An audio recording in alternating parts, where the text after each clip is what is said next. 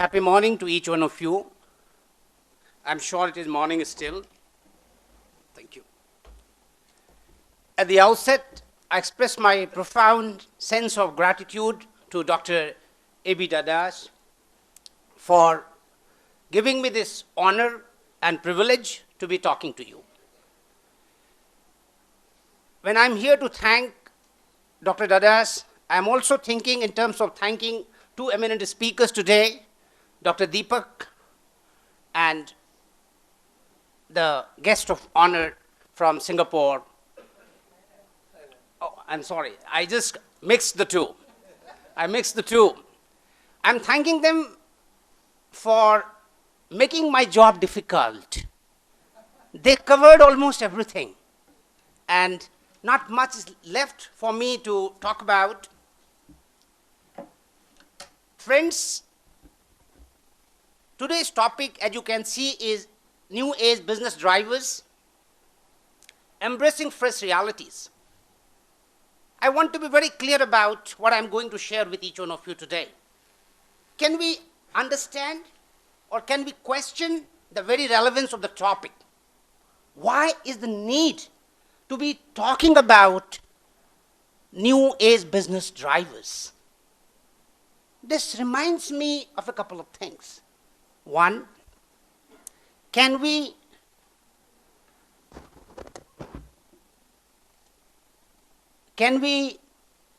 do today's job? Can we do today's job with yesterday's mindset or yesterday's methodology and be in business tomorrow? That's my question to the young learners here. Can we do today's job with yesterday's mindset or yesterday's methodology and move to tomorrow? Is that possible? That is the first question you must be asking today. And Alvin Toffler understood the difficulty of the coming age, and that is why he predicted and said, the illiterate of the 21st century will not be those who cannot read and write.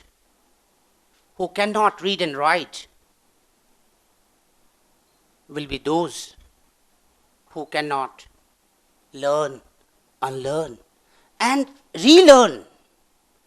My question is understanding of the essence of today's topic. We must be able to understand today's topic. New age. Why are we talking about new age? Is there any age which is without new challenges? Do I have to remind you what Lord Tennyson said, old order changeth, yielding place to new? Friends, every age has its own challenges. Every age has its own implication. But the problem is, are we being prepared for that predicament or not? I remember to have read a beautiful book by Dr. Spencer Johnson. I'm sure you can think of the title. Can anyone guess? Who Moved My Cheese? He beautifully defines in that book, a couple of things. He says, anticipate change, accept change. Anticipate change, accept change, be ready to change again and again, and above all, he says, enjoy change. My friends, I want to ask you a question. If you do what Dr. Spencer Johnson says, what would be your contribution? You would be at best at peace with yourself and in harmony with the society, because you would be quick enough to understand and appreciate and get along with the change. Yes or no? But the society expects contributions. Don't you think you should be able to leave this world a better place when you go from this beautiful planet? Tell me, how will that happen? You have to go and think beyond Dr. Spencer Johnson. No. So 3 things I'm going to talk about. Given the paucity of time, I have the privilege of being the last speaker.